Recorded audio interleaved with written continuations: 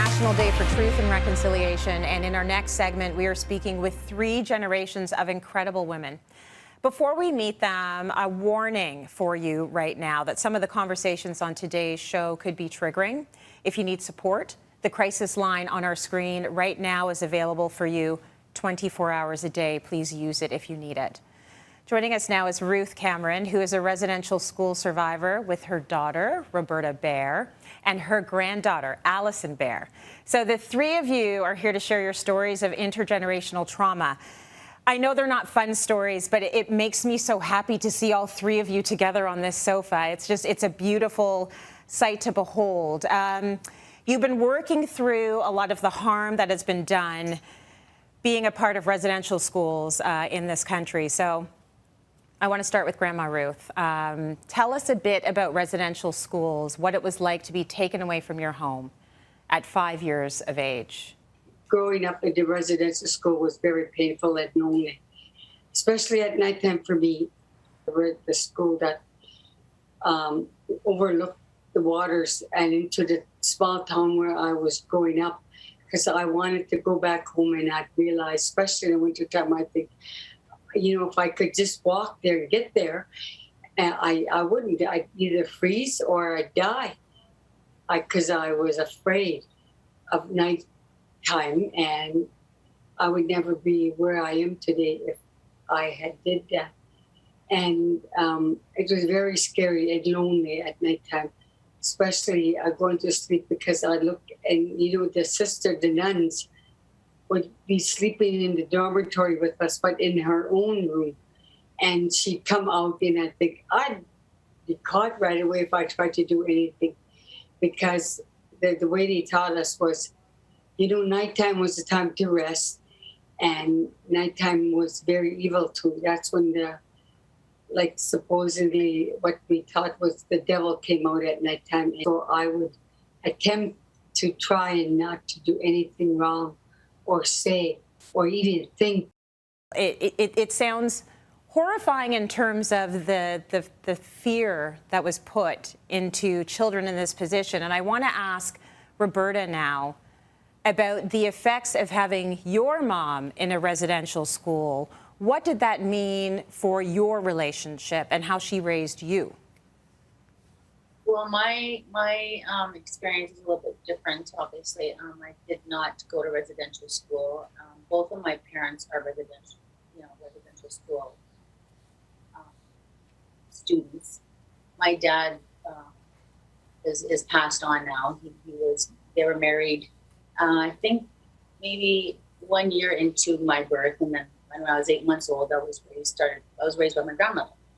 And so I really think that sometimes that loss of parenting and sometimes it becoming a responsibility of a grandparent.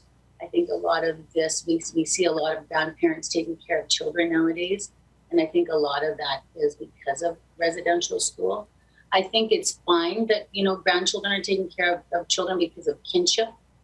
It's very difficult to talk about, like you said earlier, sometimes, especially when we're talking about not understanding why I was raised by my grandmother, not understanding where my parents were, not understanding why I wasn't living with them, because I was raised in the city.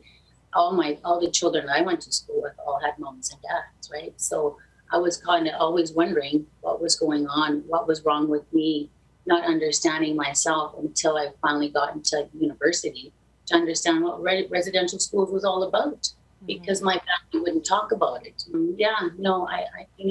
The fear that my mom talks about, I think, also transferred into my life and into my world, but in a different way. Not so much fear of I guess, nuns and schools, but it was a fear of authority, fear of somebody taking my children from me, fear of, the welfare system, fear of police officers, fear of schools, fear of always just trying to protect my children and not having them be taken away from me.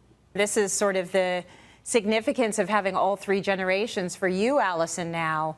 Do you feel the effects from your mother's relationship with her mother. How did that all relate to the way you were parented?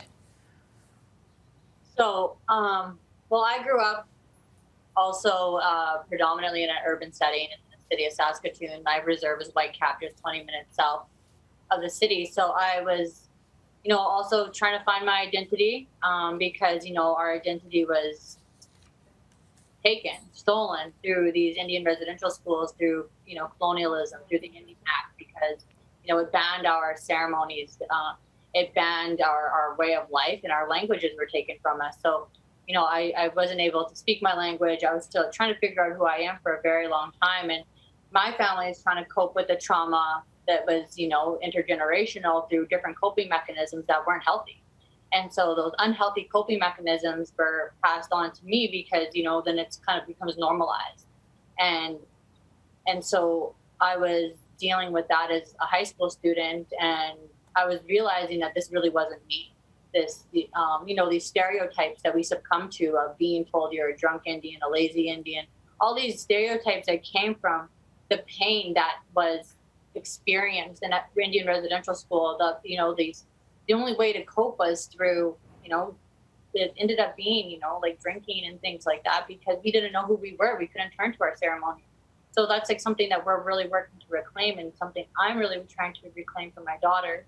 I really try to take the good and the strength that my family's, resilience and their work ethic, and, how hard they work to try to help other people, and take the good things and, try to use that in my life, which is, have really helped me and my children today. But also, still trying to relearn our language and our culture is not easy. So let's close the loop now and talk about your daughters, because now all three of you are involved with your daughters and raising your daughters. And I will throw this first to Grandma Ruth. Are you playing an active role in raising your granddaughters, and what does that mean to you? Granddaughters to me are very, very important. To me, they really make me forget about. Sometimes I look at them and I see them playing and laughing and enjoying things. And I see myself when I was a little girl, I didn't have that. And because of loneliness and very feel of abandonment and everything else. And I always feel hurt because of my daughters that I didn't raise. And I didn't do it by choice. I didn't want to hurt them, and I still never will. I take good care of as much as I can. I try to do everything, but I'm still ashamed of lots of things.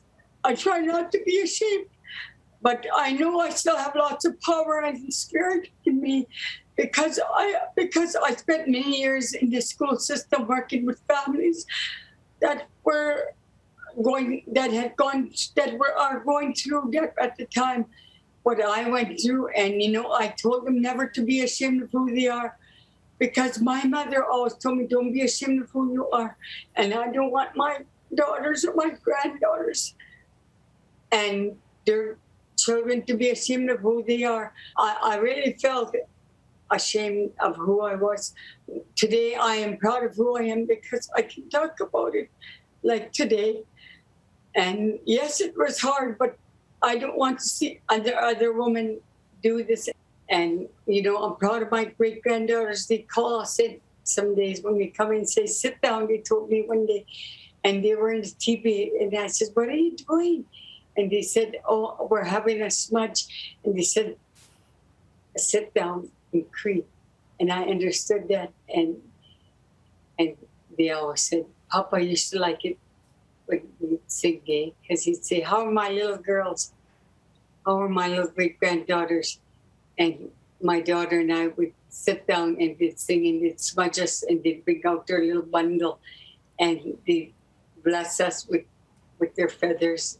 So they'd pray, and that just makes me feel so proud and cool and honest about myself, saying, it's my grandma, bless her. I see my daughter, my granddaughter, and her daughters praying. So it tells me there's lots of power in there, that they can share their power of womanhood. Grandma Ruth, thank you so much. It's like the pain is so on the surface, but so is the joy. And so we really, really thank you for that. These are not easy things to speak about. And I appreciate you being so open and honest with us and sharing your story.